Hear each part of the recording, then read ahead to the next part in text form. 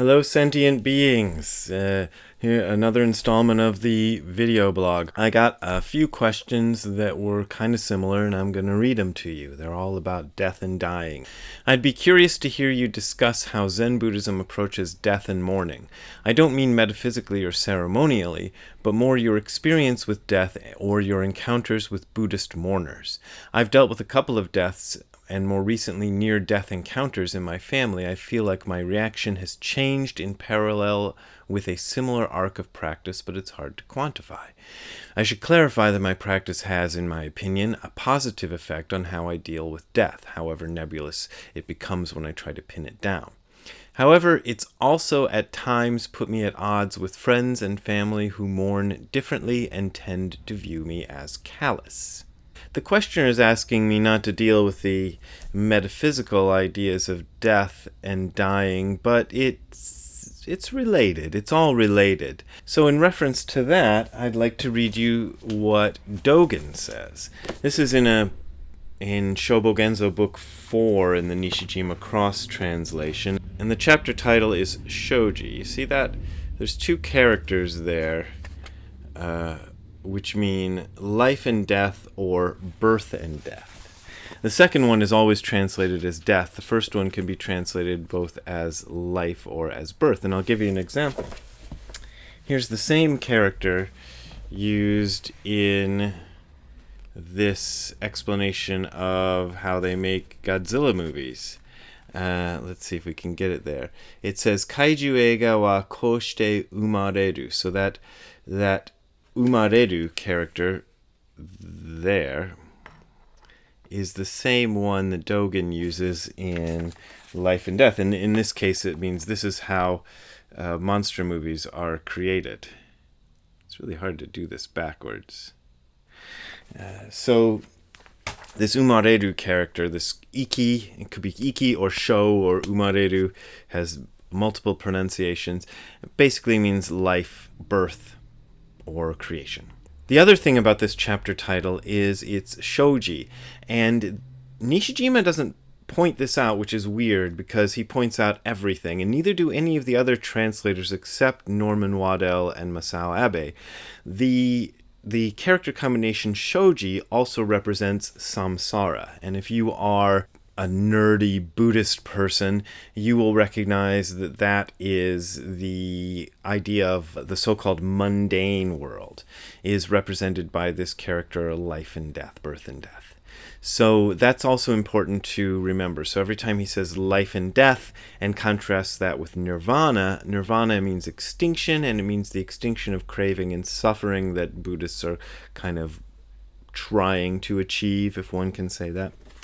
So I'm going to read you the Nishijima Cross translation and rejoice and be glad, because in my upcoming book, which will be out in September, I do my own version of this. And it's very short, so I'm just going to read it all to you. Because in life and death there is Buddha, there is no life and death. Again, we can say, because in life and death there is no Buddha, we are not deluded in life and death. A person who wishes to get free from life and death should just illuminate this truth. If a person looks for Buddha outside of life and death, that is like pointing a cart north and making for the south country of Etsu, or like facing south and hoping to see the North Star. It is to be amassing more and more causes of life and death, and to have utterly lost the way of liberation. When we understand that only life and death is nirvana, there is nothing to hate as life and death, and nothing to aspire to as nirvana. Then, for the first time, the means exist to get free from life and death. To understand that we move from birth to death is a mistake. Birth is a state at one moment. It already has a past and will have a future. For this reason, it is said in the Buddha Dharma that appearance, which is also the character for birth, is just non-appearance. Extinction, or death, is also a state at one moment. It too has a past and future. This is why it is said that disappearance is just non-disappearance. In the time called life, there is nothing besides life. In the time called death, there is nothing besides death. Thus, when life comes, it is just life, and when death comes, it is just death. Do not say confronting them that you will serve them, and do not wish for them. This life and death is just the sacred life of Buddha. If we hate it and want to get rid of it, that is just wanting to get rid of the sacred life of Buddha. If we stick in it, if we attach to life and death, this is also to lose the sacred life of Buddha. We confine ourselves to the condition of Buddha. When we are without dislike and without longing, then for the first time we enter the mind of Buddha. But do not consider it with mind and do not say it with words. When we just let go of our own body and our own mind and throw them into the house of Buddha, they are set into action from the side of Buddha. Then, when we continue to obey this without exerting any force and without expecting any mind, we get free from life and death and become Buddha. Who would wish to linger in mind? There is a very easy way to become Buddha, not committing wrongs, being without attachment to life and death, showing deep compassion for all living beings, venerating those above and pitying those below, being free of the mind that dislikes the 10,000 things and free of the mind that desires them. The mind being without thought and without grief, this is called Buddha. Look for nothing else. The end. So how do Buddhists deal with death? Well, I wrote a book about how I, as a Buddhist, dealt with death. And the book is called Zen Wrapped in Karma, Dipped in Chocolate. You can buy it anywhere. I'll put a link below to places you can buy it. It's about the year 2007, which it's 10 years ago now, in which my mother died and my grandmother died. I was divorced and I lost my job. So 4 kinds of death in 1 year. When my mother died and when my grandmother died, in both cases I went to their funerals. And I found that I had to be the stable one in the room because everybody was kind of freaking out. And this was an interesting position because I was not the oldest person in the room, so that's usually the role of the elder statesman in the room or elder stateswoman, whatever it is, to be the calming force. But here I was, a relatively young person in my 40s then, and I had to be the one trying to settle everyone down. The fact is, if you have this kind of view of life and death, of death and life, you come to regard them with a kind of, I won't say detachment, but it's something that appears to be detachment. You're not getting so emotionally wrapped up in the things. Now, here's the deal. You're alive. I assume only live people are watching this, but, we never know, really. You know you're going to die. They used to say that only human beings know that they're going to die, but there's been some evidence lately that other animals might be aware of this. Elephants, for example, seem to hold something like funerals and mourning times for dead elephants. And there may be other examples in the animal kingdom. So it does seem like maybe this knowledge of death isn't exclusively human, but the human beings have our way of dealing with it, and most of us don't like the prospect of dying. I don't. It's not something that I'm particularly happy about, but it's inevitable. So one of these days I'm going to be dead, and this video might outlast me. So you might be watching this video after I'm dead, for all I know. But we're going to die. There are people who kind of like to say, "Oh, I'm not scared of death." I don't believe those people. I think that's bullshit. I think all of us have a certain amount of fear around the prospect of death, and that's a natural thing because that's wired into us. It's wired into our animal brains to avoid dying, right? And if it isn't, in those of us who it isn't, we just die. It's a normal thing to fear death. But why do we fear death? This is the question. Part of it might be that the thing all the kids are talking about, I think it's FOMA, fear of missing out. So we figure if we die, then all sorts of cool stuff is going to go on and we won't get to be part of it. The separation, the eternal separation from our loved ones, which we think might happen if we die, that might be a reason for it. Or it just is a scary topic because we don't know what happens. It might just be utter blackness. You fear death, but that's fine. The problem is when you get obsessed with the fear of death, and I think this is what people are kind of working with. Some of the other people who wrote me similar questions are working with this kind of obsessive fear of death. Now that I can understand. That's probably what drove me into Zen practice in the first place. My mother died from something called Huntington's disease, which you can go look up if you want. Huntington's disease is a degenerative muscular and neurologic condition that you just kind of fall apart for years and years and then you die. It's horrible. And my mother died from that, and when I was a teenager, I found out that this condition, Huntington's disease, runs in my family, and it's a bit like Russian roulette. If you have a kid, the kid has a 50% chance, I think, of inheriting the gene for Huntington's disease if one of the parents has it. When my parents had me, they didn't know whether my mother carried the gene, but as she got older, it became apparent that she did, because it usually starts to manifest in your 30s or 40s.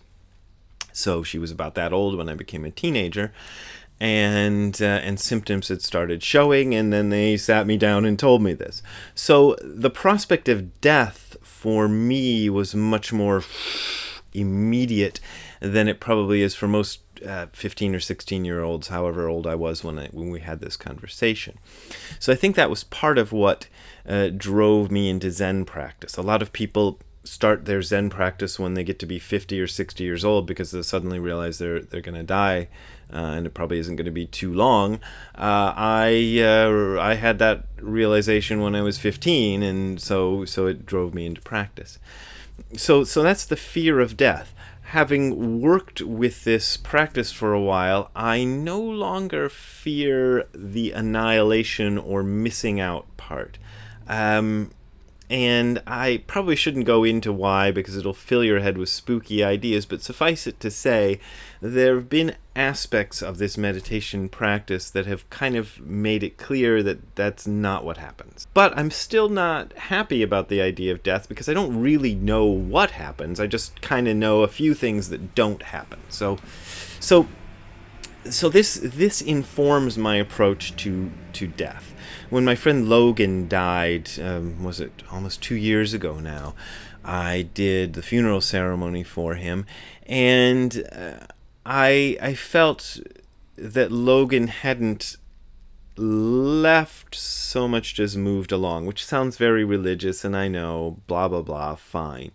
But I also knew that there is no point in getting emotional about something I can't change. This is rational, but it comes, you can't talk yourself into that way of looking at things. People try, and there's certainly plenty of books out there and seminars, and you can go on YouTube elsewhere, I'm sure, and find plenty of people trying to show you how to talk yourself into this view of death, that there's no point in getting emotional about things you can't change. The thing that did it for me, rather than just trying to talk myself into it or having somebody else talk me into it, was doing this practice over and over and over again of Zazen.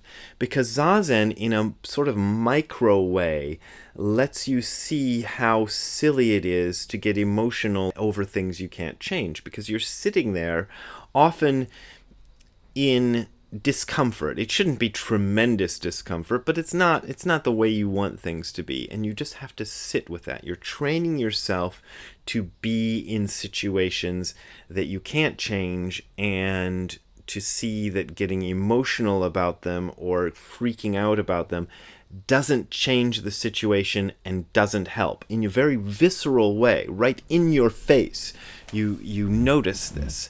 So this leads people who have done this practice, who are confronted with death, to be a little less emotionally charged about the whole thing.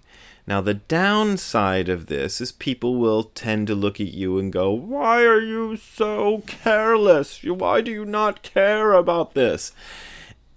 To which the only thing you can do that I've found is you say, "I do care about it, but I'm not showing it the way you expect me to." Usually people won't confront you quite that directly about it. I don't know what kind of family you have, but my family wouldn't normally just get in my face and say that. But you can tell that they're thinking that, and you have to kind of deal with that sort of thing. So the key thing that Dogen says in that Life and Death that I just read to you is life is what happens when you're alive, death is what happens when you die.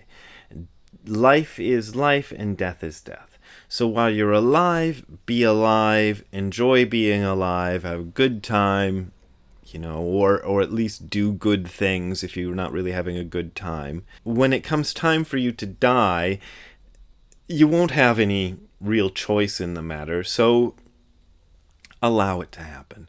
One of the most inspirational things that happened to me around this is the death of my teacher, Nishijima Roshi.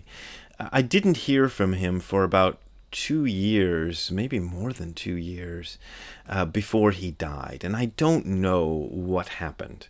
There were rumors going around among the people who knew him that he'd become incapacitated, or he had some kind of a mental something or another, and he couldn't talk or couldn't write or something. And I tended to reluctantly believe that was true. But what I heard about his death made me realize that probably wasn't true, or it probably wasn't the whole story. The story that happened, that was told to me by somebody who was there when Nishijima was dying, was that he was in the hospital and things had been gradually progressing towards his death. He was 92 years old, I think, 91 or 92. So, it was about time. And he's in the hospital, and they wanted to put a respirator on him or do something rather invasive to keep him alive a little bit longer. And he said to the doctor, "No, I will choose when it is time for me to die." And he refused the respirator or whatever it was, and he passed away that day. He was facing death as an inevitable thing that was going to happen and that he was just going to go through.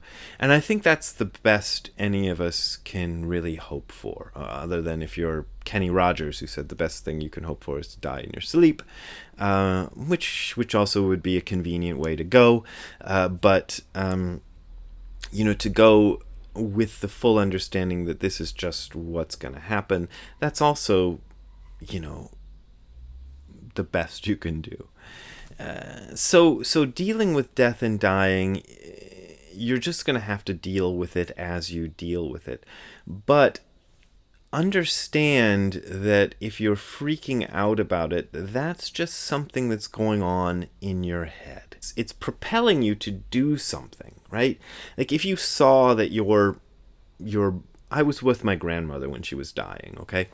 So if you see a person who's dying, your instinct as a human being, as any sort of compassionate human being, is to try to save them. You want to save their lives. If most cases, if you saw somebody dying, but there are certain cases, like when my grandmother was dying, there was clearly everything that could be done had been done already. But the mind kind of freaks out, like, I gotta save her, ah! If that's going on in your mind, there's not much you can do about it. But one thing you can learn to do, and this is, again, the practice of Zazen is very useful here, is to kind of just say, okay, freaking out is going on. I'm not going to respond to that right now. This is, again, easier said than done, but you can learn to do it because you learn to do that through the sitting practice. As you are sitting zazen, you say to yourself, I have chosen to sit here for 30 minutes, and you're freaking out going, I gotta get up, I gotta get up, I gotta get up, there's things to do, ah! And you learn to just let that happen without responding to it. If you've done that enough in easy situations like sitting and staring at a blank wall, then it becomes possible to do that in harder situations, like when a relative is dying or has died, or somebody you've really loved has died and you're going to have to be without them for the rest of your life. That's a hard situation. But the freaking out part of it is just another useless thing that's going on in your head. And I'm going to say it again, even though I've said it 3 or 4 times in this video. You can't just talk yourself out of that. You can't just say, you can't convince yourself through fancy words or mantras or going to a seminar or whatever the fuck people are selling you on the other videos. You can't do that. But you can learn to generally just avoid responding to that freaking out that's happening in your head. If you can do that, you can get through a funeral, you can get through a death, you can get through it a lot easier. It doesn't mean your emotions get turned off or you feel nothing. It just means you have an easier time of dealing with what you do feel. So that's my little talk on death and dying. I'm sorry this video was a bit long. As always, there are links below to places you can donate if you want to keep getting more of these videos, and my blog and my books and all the rest of it. So see you next time. Like and subscribe. Bye.